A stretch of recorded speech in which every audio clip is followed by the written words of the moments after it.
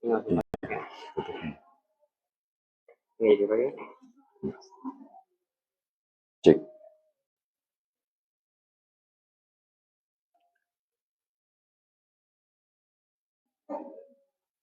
Bismillahirrahmanirrahim. Assalamualaikum warahmatullahi wabarakatuh.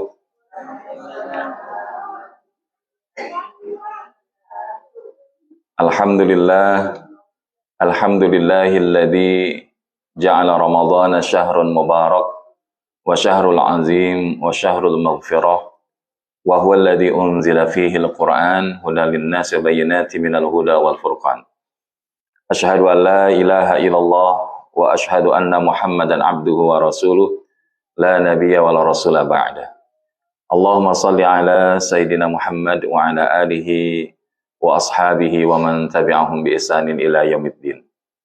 Amma ba'd, subhanaka la ilma lana illa ma 'allamtana innaka antal alimul hakim wa la haula wa la quwata illa billahil aliyyil azim. Fadilatul kharamun, Bapak Ibu jamaah Masjid At-Tahir yang insyaallah diberkahi dan dirahmati Allah Subhanahu wa taala. Bagaimana kabarnya sore hari ini? Alhamdulillah. Semoga lafaz hamdalah yang sama-sama kita ucapkan semakin meneguhkan kesyukuran kita kepada Allah Subhanahu wa taala. Kenapa? Karena kalau kita lihat bahwa Rasulullah sallallahu alaihi wasallam pernah bersabda, "Man lam yashkuril qalil lam yashkuril katsir." Barang siapa yang tidak mensyukuri yang sedikit, maka dia dianggap tidak mensyukuri yang banyak. Maka dia tidak akan mampu mensyukuri yang banyak. Maka pemahaman kita mensyukuri yang sedikit itu, sekecil apapun nikmat itu harusnya kita syukuri. Kayak kita hari ini duduk kayak gini, nikmat nggak Bapak Ibu? Ya, nikmat mana? Duduk yang nyender apa nggak nyender? Nggak nyender, insya Allah. Karena sedikit apapun nikmat itu adalah datangnya dari Allah Subhanahu wa taala. Kadang-kadang kita itu berpikir nikmat-nikmat yang besar, tapi jadi melupakan nikmat-nikmat yang kelihatannya sepele. Ya, di antaranya kita bisa menggerakkan badan, kemudian berkedip saja. Berkedip itu nikmat nggak? Coba kalau kita nggak bisa ngedipin mata, nggak usah lama-lama. 15 menit aja, kira-kira apa yang terjadi? Ya, ini kan hal yang kelihatannya sederhana, tapi banyak di antara kita nggak menganggap itu sebuah nikmat. Padahal kita ngedip, kita duduk, kita bisa gerakin tangan, Masya Allah itu adalah di antara nikmat yang Allah Subhanahu wa taala berikan kepada kita. Maka begitupun ketika kita disebutkan oleh Nabi SAW, "Wa man lam yashkurun nas, lam yashkurullah." Orang yang tidak bisa berterima kasih kepada manusia lain, maka dia dianggap tidak bersyukur kepada Allah Subhanahu wa taala. Artinya kita hari ini hidup sebagai makhluk sosial, di mana kita hidup pasti membutuhkan manusia yang lain di dalam rangka kita bisa menjalani kehidupan ini dengan izin Allah. Maka salah satu bentuk daripada kesyukuran kita kepada orang tua adalah merupakan bakti bagi seorang anak. Kesyukuran bagi seorang manusia kepada manusia lain adalah saling menghormati, menghargai, dan memberikan kebaikan. Karena Allah mengingatkan, wa ahsin kama ahsanallahu ilaika, dan berbuat kebaikanlah sebagaimana Allah telah berbuat baik kepada kalian. Maka ketika disebutkan at-tahaddatsu bi ni'matillahi syukrun wa tarkuha kufrun, membicarakan nikmat Allah itu termasuk syukur, sedangkan meninggalkannya adalah merupakan perbuatan kufur. Wa amma bi ni'mati rabbika fahaddits, dan apapun nikmat yang telah Rabb-mu berikan kepada kalian, maka hendaknya kalian ucapkan. Maka insya Allah kita sore hari ini ngumpul, ada bapak-bapak, ada ibu-ibu, ada anak-anak muda. Bersyukur apa enggak? Bersyukur. Bahkan insya Allah kelihatan nanti menunya itu sudah ada hilalnya, diantaranya tongseng kambing. Ya, karena tadi sudah dapat bocorannya ya kan. Jadi ala kulli hal, ya ini tahaddusu bi ni'matillahi syukrun wa tarkuha kufrun. Wal jama'atu rahmah wal furqatu adzabun. Hidup berjamaah itu adalah rahmat, sementara perpecahan itu adalah azab yang Allah hadirkan. Maka kita berharap di komunitas kita, di At-Tahir ini, apapun perbedaan yang ada, selama perbedaan itu tidak menyalahi kaidah dan aturan maupun syariat, maka kita adalah satu bagian komunitas yang satu. Maka Bapak Ibu jamaah yang dirahmati Allah Subhanahu wa taala,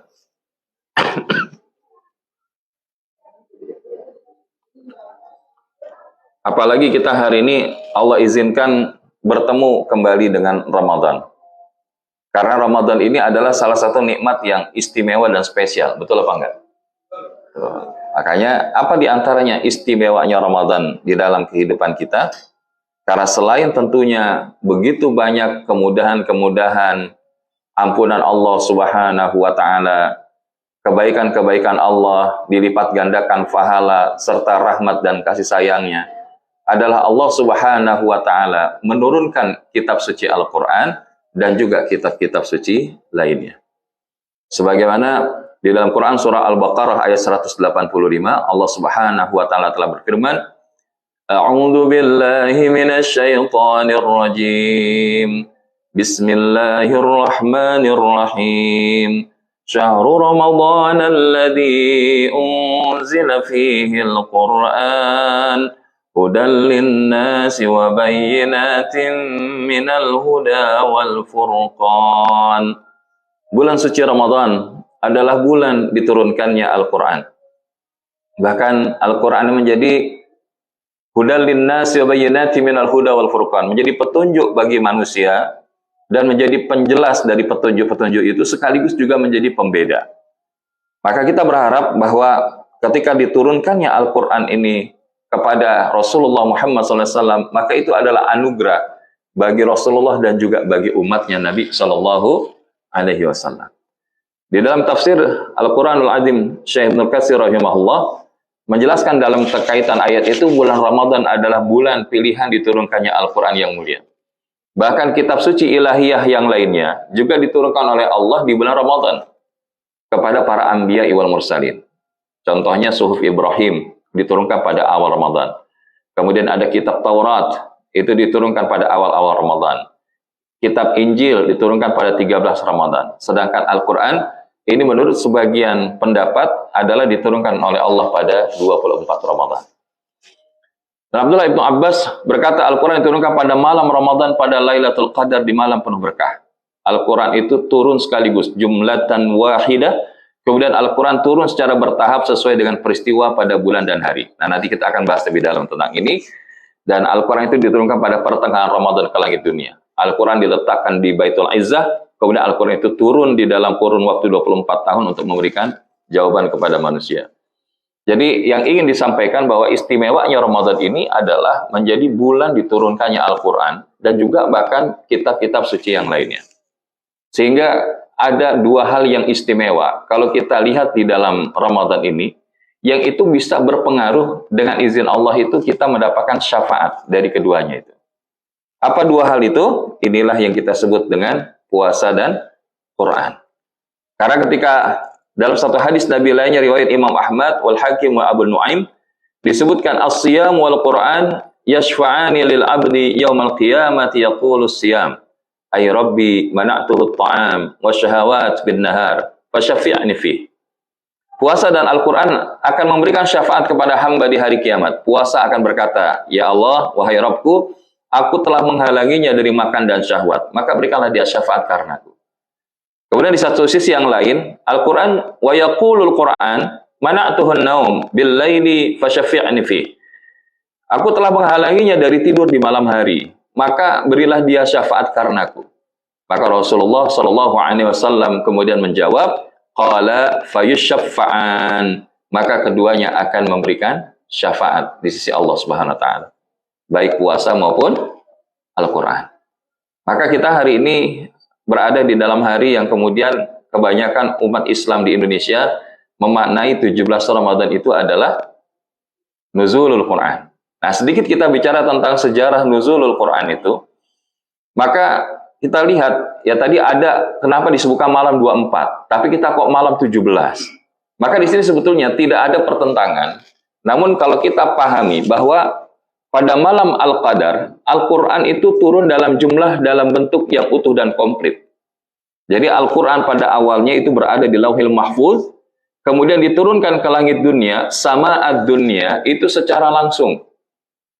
Tapi nanti dari dunia, dari langit dunia itu, Al-Quran akan diturunkan ke bumi secara bertahap sesuai kebutuhan.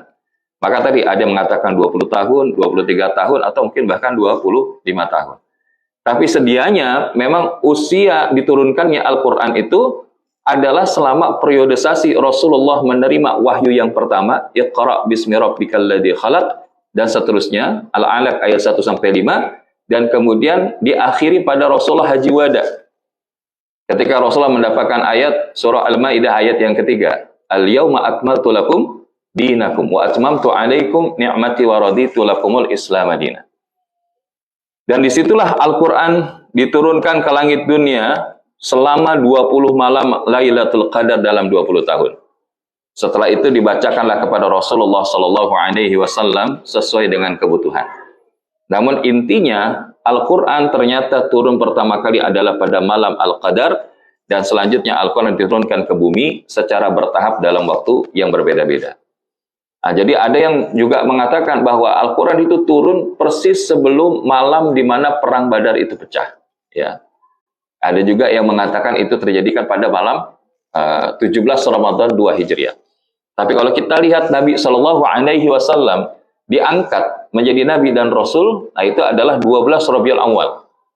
Nah, namun ala kulli hal, perintah daripada turunnya Al-Quran itu disebut jumlatan wahidah, itulah yang dipakai.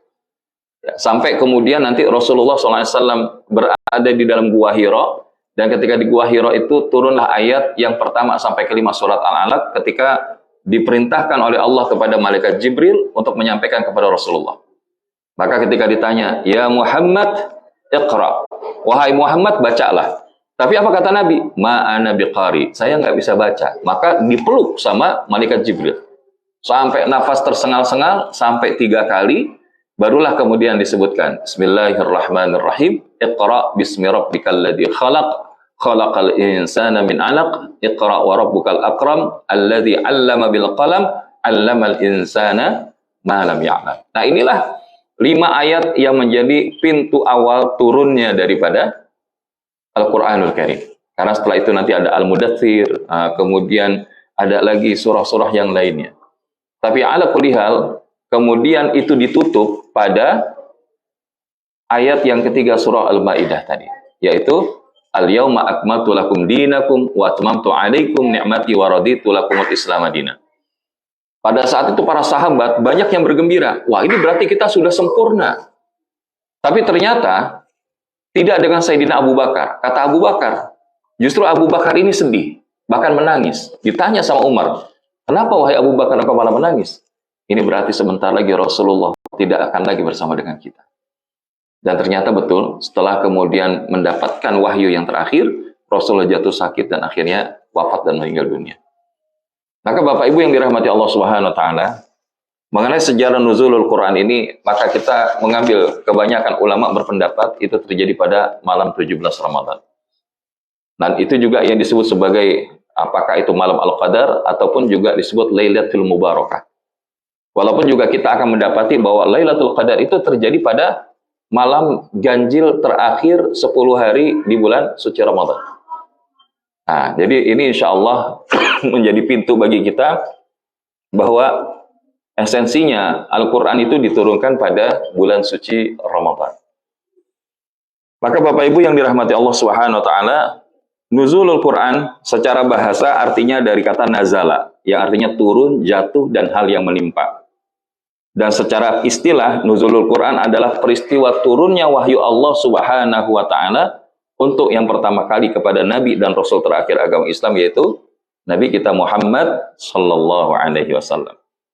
Dan di dalam Al-Quranul Karim sedikitnya disebutkan dalam 2 ayat, yaitu surat Al-Qadar ayat pertama dan surat Al-Qadar ayat Ad-Dukhan ayat yang ketiga.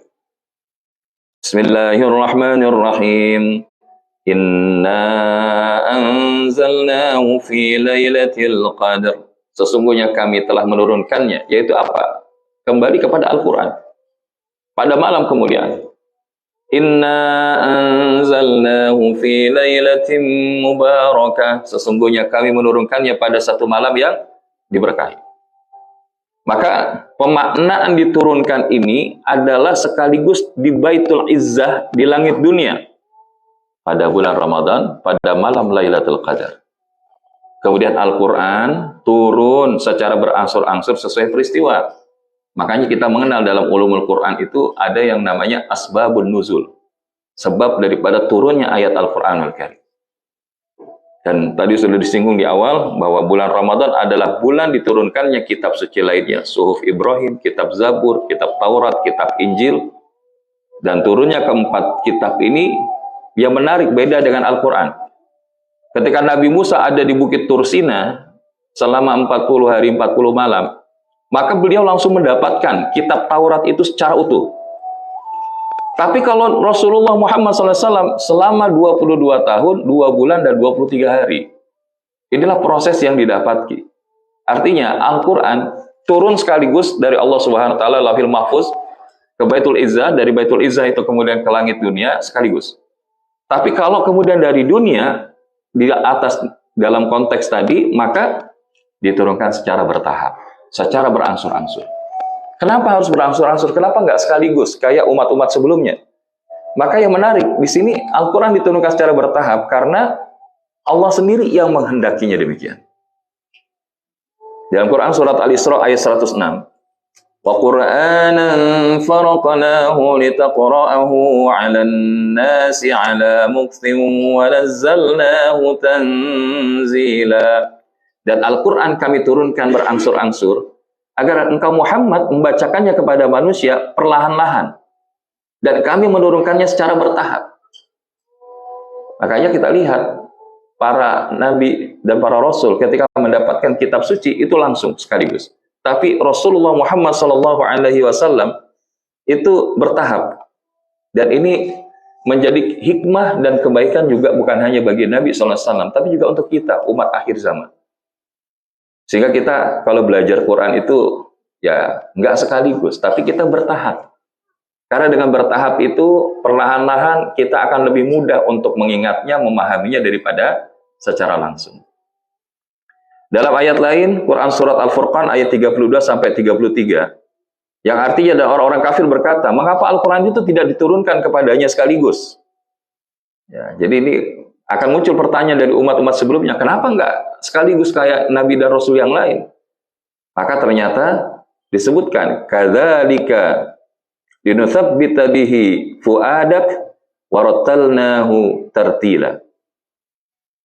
Demikianlah agar kami memperteguh hatimu wahai Muhammad dengannya, dan kami membacakannya dengan secara tartil, berangsur-angsur, perlahan dan benar. Jadi sekali lagi ini untuk meneguhkan juga Rasulullah Muhammad SAW, dan kita pun bisa membacakannya dengan tartilan. Makanya kalau para sahabat dulu itu ketika dia belajar di suatu majelis, maka dia akan menguasai sedikitnya 10 ayat, dan setelah itu kemudian tidak membahasnya dalam jumlah yang lain.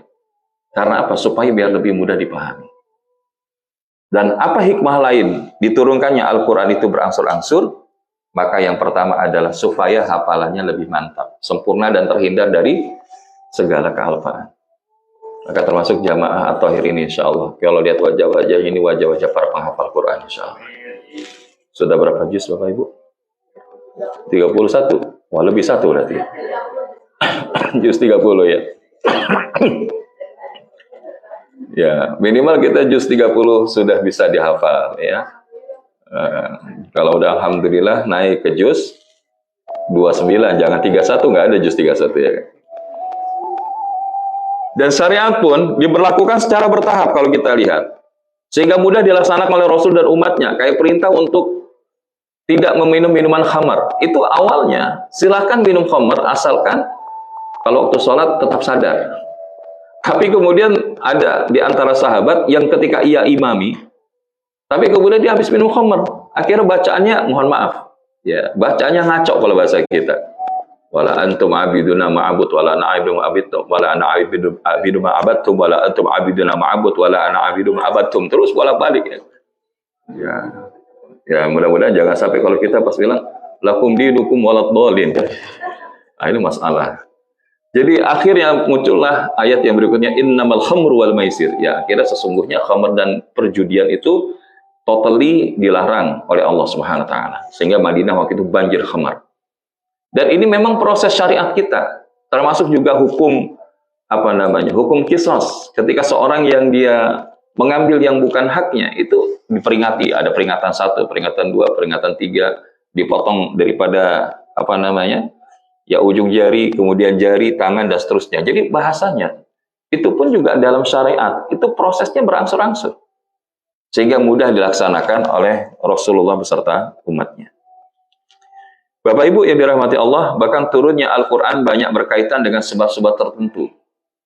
Dengan diturunkannya secara bertahap, sahabat bisa menghayati peristiwa demi peristiwa.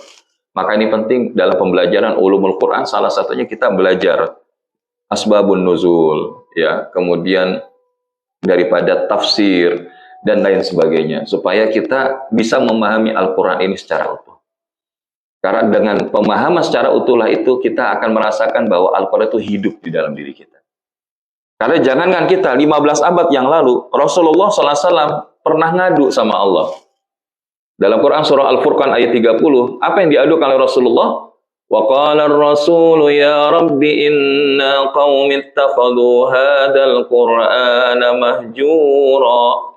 Dan berkatalah Rasul, ya Allah, ya Tuhanku, sesungguhnya kaumku menjadikan Al-Quran itu sesuatu yang tidak diacuhkan, yang diabaikan. Kira-kira udah terjadi apa belum, Bapak Ibu? Ya, hari ini udah terjadi apa belum? Karena kalau kita lihat dalam tafsir Ibnu Katsir, makna mahjura, itu dia nggak mau belajar Quran. Dia nggak mau hafalin Quran. Dia nggak mau mengimani Quran. Dia nggak mau mentadabburi Quran. Dia nggak mau jalanin perintah di dalam Al-Quran. Dan bahkan berpaling kepada selain Al-Quran. Bahkan ini ada satu fakta, ya, dan ini fakta yang mudah-mudahan membuat kita menjadi orang-orang yang semakin concern terhadap Al-Quran. Karena nuzulul Quran itu bukan cuma sekedar kita tahu historinya, peristiwa apa yang ada di situ, tapi yang penting dan esensi adalah bagaimana membawa spirit nuzulul Quran itu dalam hidup kita. Maka ini kita sebut sebagai Quranic life spirit. Dan faktanya 65% Muslim Indonesia, ini Wakil Ketua Dewan Masjid Indonesia, beliau katakan dari hasil survei yang dilakukan, 65% Muslim Indonesia ternyata buta aksara Al-Quran. Maksudnya apa? Nggak bisa baca Quran. Dan kalau kita ketahui, yang kayak gini masalah apa enggak, Bapak Ibu? Ya, sekarang kalau orang yang bisa baca Quran, taruhlah 35%. Dari 35%, berapa yang kemudian mereka faham Al-Quran? Makin sedikit lagi. Dari yang faham Quran, berapa yang mereka menghafalkan Quran? Bisa jadi lebih sedikit lagi. Dari yang sedikit tadi, berapa banyak yang mengamalkan Quran? Nah, itu. Dan pada ujungnya, berapa persen lagi yang kemudian dia mendakwahkan Al-Quran? Karena ukuran manusia terbaik itu salah satunya apa? Khairukum man ta'allamal Qur'an wa 'allamahu. Sebaik-baik kalian adalah yang belajar Quran dan mengajarkannya kepada yang lain. Dan ternyata Bapak Ibu, kalau kita hidup dari Al-Quran itu jauh, kira-kira aman-aman aja atau bermasalah? Aman-aman aja atau bermasalah? Apa masalahnya kalau orang hidupnya jauh dari Quran, Bapak Ibu? Satu, apa? Ya, tidak tenang. Terus apa lagi? Nih, yang pertama, ketika dia lupa kepada Allah, Allah akan buat dia lupa kepada diri mereka sendiri, dan itulah yang disebut orang-orang fasik. وَلَا تَكُونُوا كَالَّذِينَ نَسُوا اللَّهَ فَأَنْسَاهُمْ أَنْفُسَهُمْ أُولَئِكَ هُمُ الْفَاسِقُونَ. Dan janganlah kamu seperti orang-orang yang lupa kepada Allah, lalu Allah jadikan mereka lupa kepada diri mereka sendiri, mereka itulah orang-orang fasik. Maka kita berlindung kepada Allah, Bapak Ibu yang dirahmati Allah. Orang yang jauh dari Quran berpotensi jadi orang fasik. Dan orang-orang fasik adalah orang yang mendapatkan kemurkaan dari Allah Subhanahu wa Ta'ala. Ini yang pertama. Yang kedua, orang kalau hidupnya jauh dari Quran akan jadi bestinya setan. Besti, ya kan? Kita besti itu jangan nama setan, harus sama malaikat. Al-mahirul Quran ma'al kiramil bararah. Orang yang mahir membaca Al-Quran, maka dia akan bersama malaikat yang suci, yang mulia. Tapi kalau dia bahasanya jauh dari Quran, dia jadi bukan bestinya malaikat, bestinya syaitan. Di mana? Az-Zukhruf ayat 36. Wa man ya'shu 'an dzikrir rahmani nuqayyid lahu syaitana fahuwa lahu qarin. Barang siapa yang berpaling daripada pengajaran Rabb yang Maha Pemurah, yakni Al-Quran, maka kami adakan baginya syaitan yang menyesatkan, maka syaitan itulah yang menjadi teman, yang menjadi bestie, yang selalu menyertai orang tadi. Maka kita berlindung kepada Allah. Kalau di Ramadan ini kita ternyata nggak dekat sama Quran, jangan-jangan kita sudah di training sama setan selama 11 bulan sebelum Ramadan supaya jauh sama Quran. Maka kita berlindung kepada Allah, momentum sore ini menjadi momentum pengingatan kita. Dari 24 jam, mana yang lebih banyak kita habiskan? Membaca pesan cintanya, atau kita lebih banyak baca pesan WhatsApp-nya? Maka kita nggak pengen jadi orang-orang yang jauh dari Quran. Dan yang lebih membahayakan lagi, ketika dia hidupnya jauh dari Quran, maka dikasih kehidupannya sempit, dan kemudian dibangkitkan di akhirat dalam kondisi buta, tidak bisa melihat. وَمَنْ أَعْرَضَ عَنْ ذِكْرِي فَإِنَّ لَهُ مَعِيشَةً ضَنْكًا وَنَحْشُرُهُ يَوْمَ الْقِيَامَةِ أَعْمَى. Dan barang siapa yang berpaling daripada peringatan yaitu Al-Quran, maka sesungguhnya baginya penghidupan yang sempit. Hidup sempit itu bukan berarti miskin, enggak. Bisa jadi dia kaya, tapi hidupnya nggak merasakan kekayaan itu sebagai sebuah kebahagiaan kecuali kesempitan. Mungkin dia sehat, tapi dia ngerasa hidupnya sempit. Karena apa? Jauh dari Quran. Maka Bapak Ibu, ada salah satu yang menarik. Kalau tiba-tiba kita nggak ada angin, nggak ada hujan, tiba-tiba nangis sendiri, bawaan hati kita gundah gulana, itu ciri jiwa-jiwa kita lagi lemah. Dan salah satu kelemahan jiwa itu adalah ketika kita jauh dari Al-Quran. Bahkan ketika nanti kami akan himpunkannya pada hari kiamat dalam keadaan buta. Komplain orang-orang ini. Qala rabbi lima hasyartani a'ma wa qad kuntu basira. Berkatalah ia, ya Rabbku, mengapa engkau himpunkan aku dalam keadaan buta padahal dulunya adalah seorang yang melihat? Maka Allah berfirman, qala kadzalika atatka ayatuna fanasitaha wa kadzalikal yauma tunsa. Allah berfirman, demikianlah telah datang kepadamu ayat-ayat kami, maka kalian melupakannya, dan begitu pula pada hari ini kalian pun dilupakan. Maka ini renungan yang perlu kita hadirkan Bapak Ibu. Apakah kita hari ini dengan momentum nuzulul Quran ini, kita jadi orang-orang yang ingat dengan Al-Quran, dekat dengan Al-Quran, sahibul Quran, atau kita justru menjadi golongan mahjuro, orang yang mengabaikan Quran, mengacuhkan Al-Quran. Dan sebelum renungan yang ini kita perdalam, supaya kita kemudian tidak jadi orang-orang mahjuro, gimana Ustaz? Maka salah satu jalannya, kita renungkan dahsyatnya fungsi Al-Quran, Bapak Ibu. Di satu sisi, kita melihat, kalau bahasa kita, ada hell effect, ada heaven's effect. Ada efek neraka surga, ada efek kebaikan dan keburukan. Kalau kita jauh dari Quran, tadi efeknya. Tapi kalau kita dekat dengan Al-Quran, apa di antara heaven's effect yang akan kita dapatkan? Allah berfirman dalam Quran surah Yunus ayat 57, Ya ayyuhan nasu qad ja'atkum maw'izatum min rabbikum wa shifaa'un lima fis sudur wa hudan wa rahmatun lil mu'minin. Wahai manusia, sesungguhnya telah datang kepada kalian apa? Mau'izatum mir rabbikum, pelajaran dari Tuhan kalian, wa shifaa'ul lima fis sudur, penyembuh bagi penyakit-penyakit yang berada di dalam dada kalian, wa hudaw wa rahmatul lil mu'minin, petunjuk serta rahmat bagi orang-orang yang beriman. Jadi semua ini istilahnya apa? Obat dari semua masalah yang hari ini kita hadapi, keadaan yang kita temui. Bahkan dia ini, Al-Quran akan menjadi apa? Jalan sukses bagi seseorang itu di dalam jalan yang menuju Allah Subhanahu wa taala. Sehingga dalam Al-Qur'an itu bertaburan kunci-kunci sukses bagaimana kita bisa hidup dalam kehidupan yang Allah berkahi dan Allah ridhoi. Salah satunya apa? Kita belajar satu ayat sebelum kita insya Allah 7.20 sudah masuk waktu berbuka ya. Mudah-mudahan ini nanti kita lanjutkan setelah sholat witir atau sholat tarawih. Tapi kita ingin sampaikan di satu sisi ini dulu.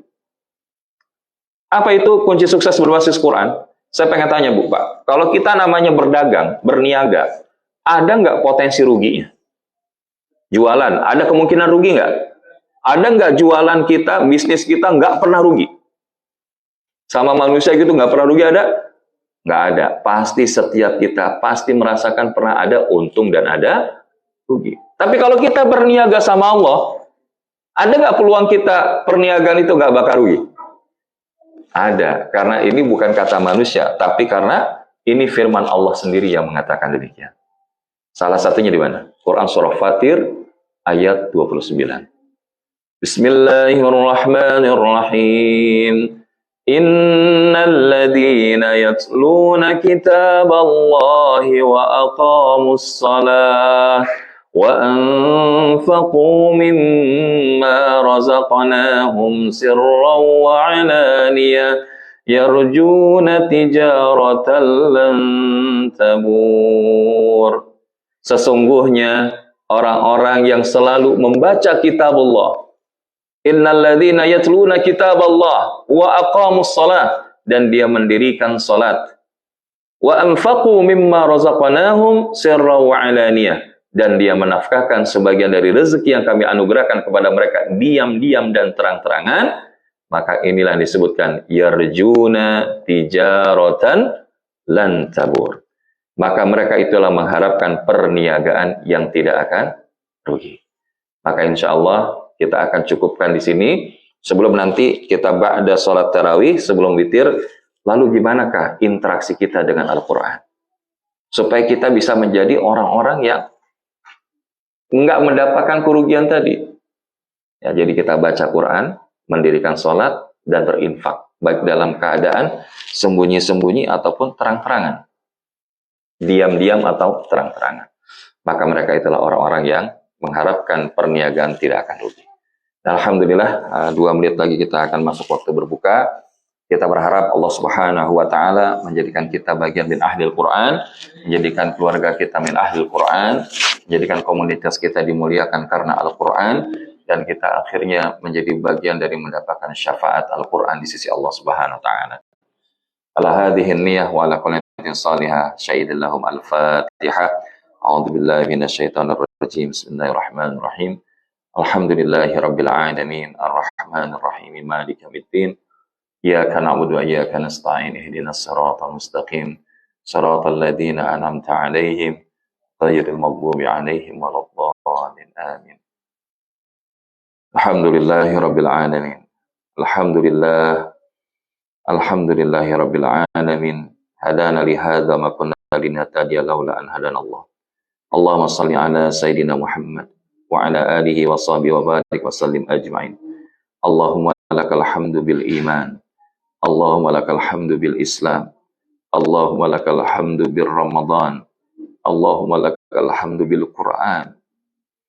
Allahumma lakal hamdu bil ukhuwah. Allahumma lakal hamdu wa ilaikal mushtaka wa antal musta'an wa la haula wa la quwata illa billahil aliyyil azim. Terima kasih ya Allah atas segala kebaikan nikmat yang telah Kau hadirkan dalam hidup kami.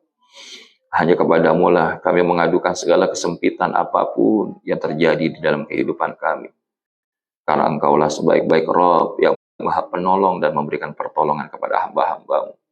Maka di ujung akhir Ramadan hari yang ke-17 ini ya Rabb, siapapun yang sedang mendapatkan pesan cinta sakit di sisi-Mu ya Allah, maka sehatkan ia. Siapapun yang berada dalam kesulitan, maka mudahkan ia. Siapapun yang berhajat kebaikan, maka Engkau Rabb yang Maha mengabulkan. Terimalah puasa kami ya Allah, terimalah dari bacaan Al-Quran kami ya Allah, terimalah kebaikan amal soleh kami. Rabbana taqabbal minna innaka antas samiul alim, wa tub alaina ya maulana innaka antat tawwabur rahim. Allahumma laka sumtu wa bika amantu wa ala rizqika aftartu bi rahmatika ya arhamar rahimin. Rabbana atina fid dunya hasanah wa fil akhirati hasanah wa qina adzabannar. Wassallallahu ala sayyidina Muhammadin nabiyil ummi wa ala alihi washabihi wa baraka wa sallam. Walhamdulillahi rabbil alamin. Hadanallahu wa iyyakum ajmain. Assalamualaikum warahmatullahi wabarakatuh.